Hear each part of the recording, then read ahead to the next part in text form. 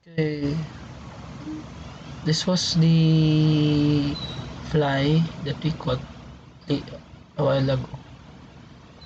Meron siyang mga uod, no? I think this is laying eggs.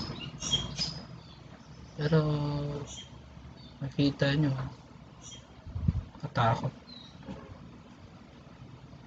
Ito was parang ordinary ano lang siya.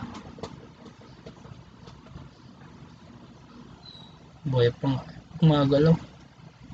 May gumagalaw sa ilalim. Uod.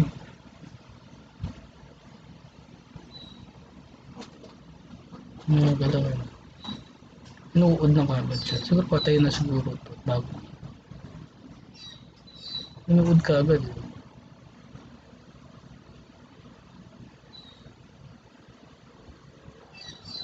Katakot naman ito. Kala ko, tinanong may uod na kagad.